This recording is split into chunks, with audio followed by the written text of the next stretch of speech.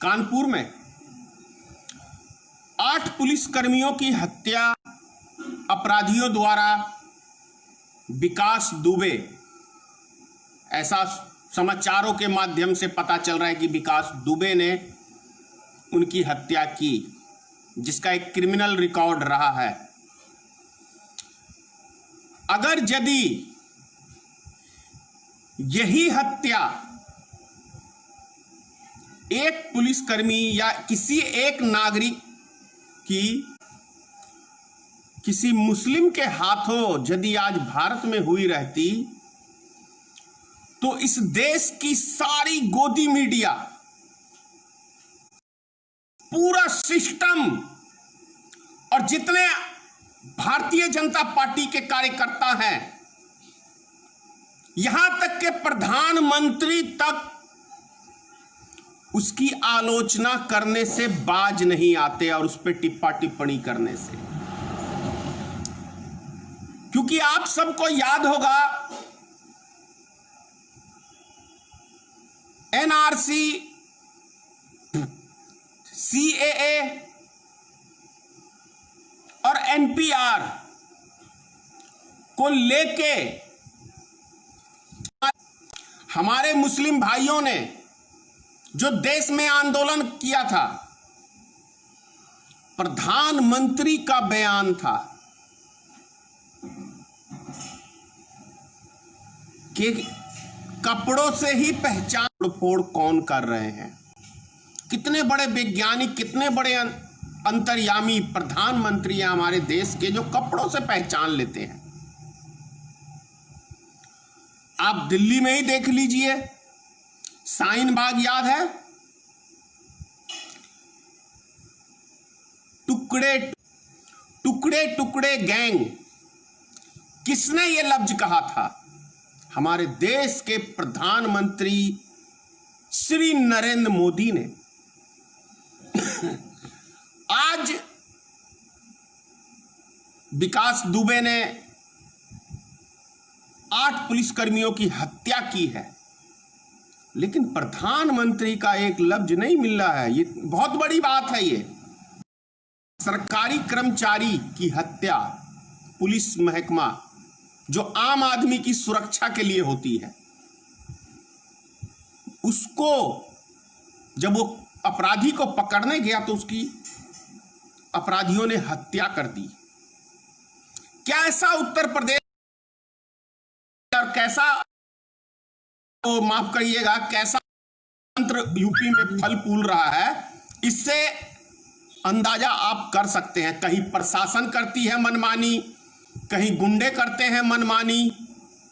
क्या इसी को हम रामराज कहेंगे उत्तर प्रदेश के अंदर?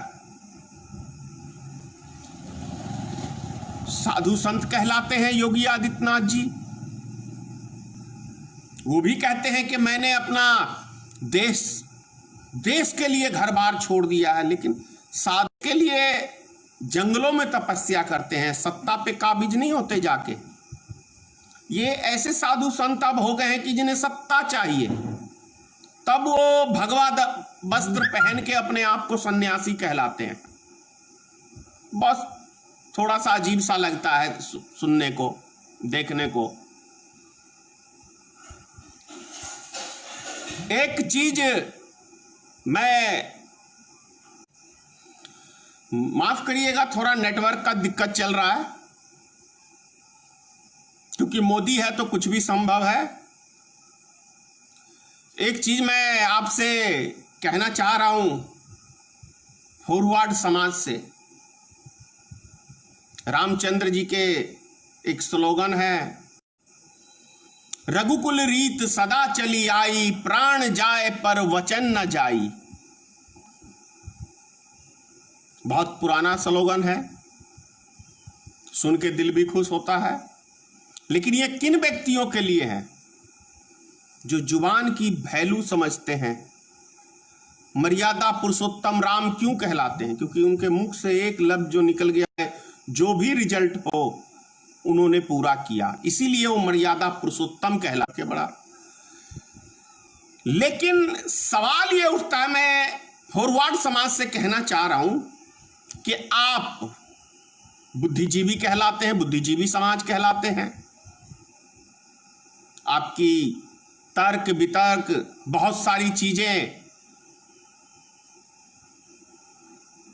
सदियों से समाज आपके दिशा निर्देशों के अनुसार चलता रहा है। लेकिन अब वर्तमान के अंदर, वर्तमान में बुद्धिजीवी हैं आप, लेकिन ये कौन सी बुद्धिजीवी का परिचय दे रहे हैं कि एक जुमलेबाज प्रधानमंत्री का आप लोग सपोर्ट करके।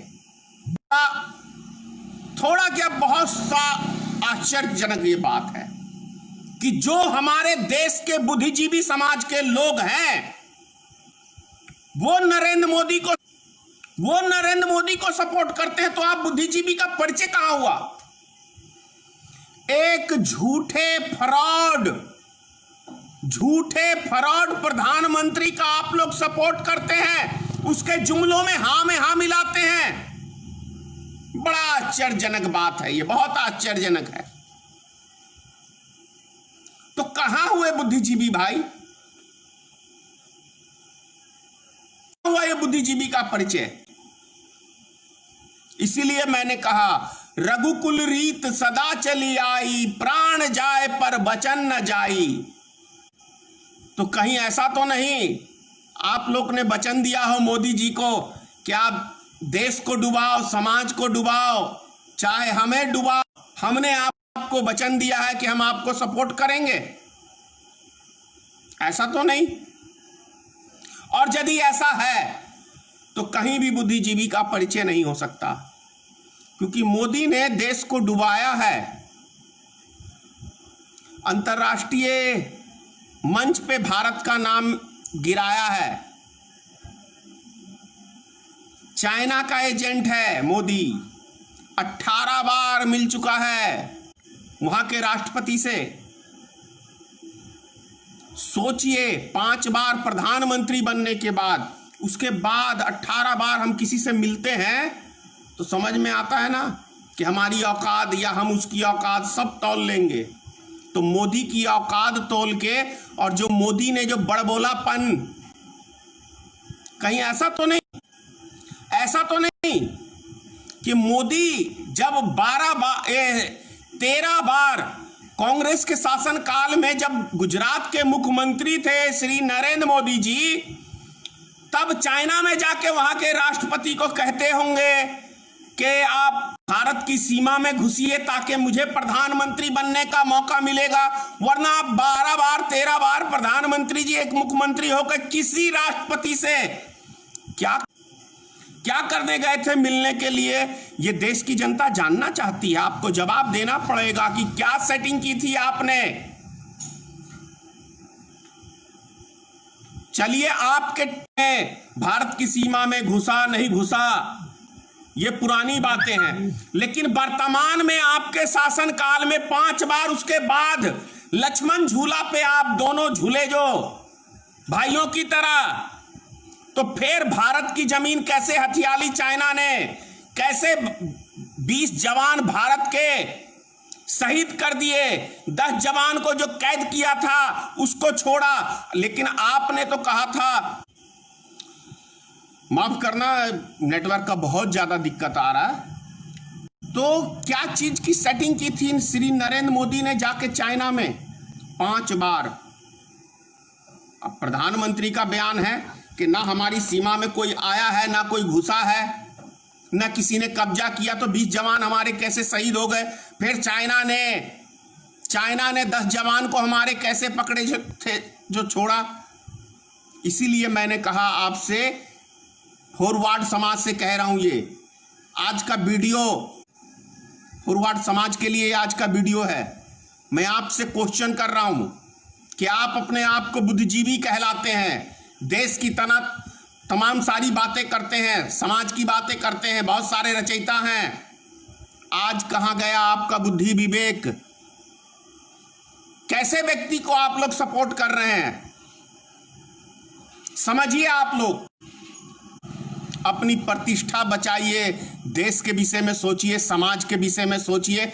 सभी अगड़ी पिछड़ी दलित, महादलित सभी वर्गों से और हर एक राजनीतिक दल से अपील कर रहा हूं मैं कि देश के लिए सोचिए, गद्दी के लिए नहीं। देश हमारा है तभी गद्दी है। हर राजनीतिक दल के लोगों से कह रहा हूं, देश के लिए हम लोग मिलकर सोचें। नेशनल दस्तक की आपसे गुजारिश है कि अगर इसको बचाना चाहते हैं तो नेशनल दस्तक को सब्सक्राइब करने के लिए रेड कलर के सब्सक्राइब बटन को दबाएं, फिर बेल आइकन की घंटी दबाएं। नेशनल दस्तक को बचाने के लिए बहुत जरूरी है कि हर खबर को शेयर करें, लाइक करें, कमेंट जरूर करें।